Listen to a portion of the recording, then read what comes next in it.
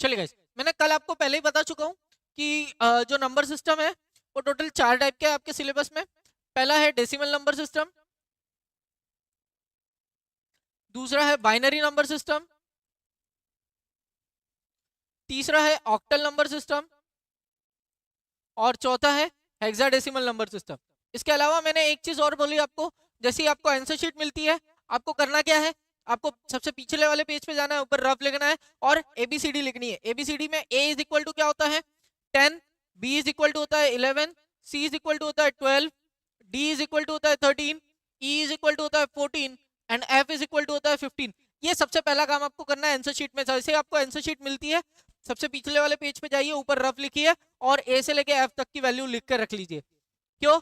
क्योंकि इससे आपका क्वेश्चन गलत नहीं होगा। आपको आता पूरा है लेकिन बच्चा गलती क्या करता है, डी बोला तो फट से 14 उसके दिमाग में क्लिक हो जाता है और जो क्वेश्चन उसको सही करना चाहिए था वो पूरा गलत करके आ जाता है और मार्क्स कट जाते हैं। तो सबसे पहली रिक्वेस्ट आप लोगों को करनी क्या है, ए से एफ तक के लिख लेना है।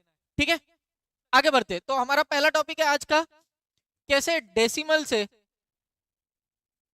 बाइनरी, ऑक्टल या हेक्साडेसिमल में कन्वर्ट किया जाए। जो पहला टॉपिक मैं ले रहा हूं वो है डेसिमल से बाइनरी, ऑक्टल और हेक्साडेसिमल में कन्वर्ट कैसे करना है। यस, चलिए स्टार्ट करते हैं। अब आपको डेसिमल से अगर बाइनरी जाना है, मैं यहां पर डी टू बी लिख रहा हूं।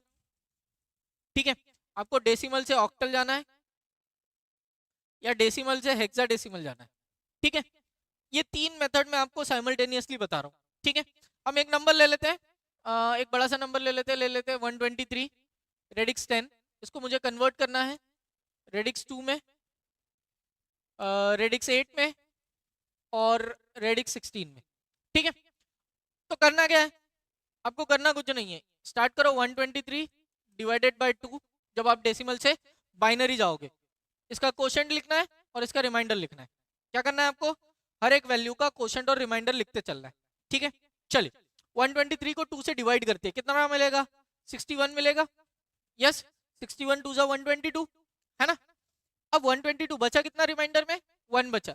अब यहाँ पर आपको ये चीज नहीं करनी है कि भाई कैलकुलेटर उठाया डिवाइड किया 2 से आपको मिला 61.5 है ना, तो वो वहां पर लिख दिया। जैसे 123 था, डिवाइडेड बाय आपने 2 किया कैलकुलेटर पे, आपको वैल्यू मिल गई 61.5। तो आप कैलकुलेटर का यूज भी कर सकते हो। चलिए देखिए कैसे करना है। 123 डिवाइडेड बाय 2 लिखा आपने, यहाँ आपका क्वोशंट है, यहाँ आपका रिमाइंडर आपने लिखा है। ठीक है, अभी ये जो क्वोशंट में आपका जो इंटीजर पार्ट है कितना दिख रहा है आपको, यहाँ पर 61 दिख रहा है। कितना दिख रहा है, 61 दिख रहा है। ठीक है, चलिए तो क्वोशंट में आपको सॉरी इंटीजर में कितना दिख रहा है 61, तो वो आपका क्वोशंट में चला जाएगा। ठीक है, यस।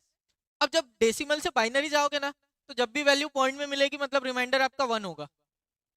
ठीक है, अब आपको करना क्या है, 61 को फिर से डिवाइड करना है। तो चलिए फिर से डिवाइड करते हैं 61 डिवाइडेड बाय 2। चलिए यहाँ आ जाए 61 डिवाइडेड बाय 2 कितना मिला 30.5। तो इंटीजर में वैल्यू क्या है 30, ये कहाँ जाएगी उठ के क्वोशंट में जाएगी। रिमाइंडर आपका अगेन पॉइंट में वैल्यू है तो रिमाइंडर आपका हमेशा 1 होगा। किसके लिए, डेसिमल टू बाइनरी के लिए। आई रिपीट, किसके लिए होगा, डेसिमल टू बाइनरी के लिए। अब आपका क्वोशंट है 30, तो चलिए 30 को फिर से डिवाइड करें 2 से, quotient will be 15, remainder will be 0।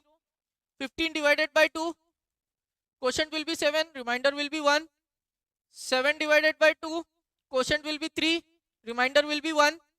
3 divided by 2, quotient will be 1, remainder will be 1।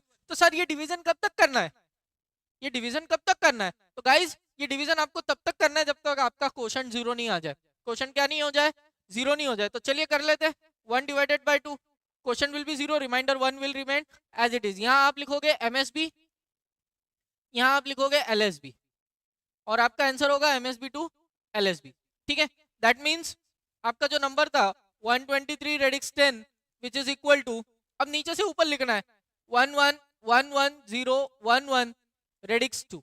ये हो गया गाइज आपका आंसर खत्म, 2 नंबर मिल गए आपको। इतना ही करना है गाइज आपको।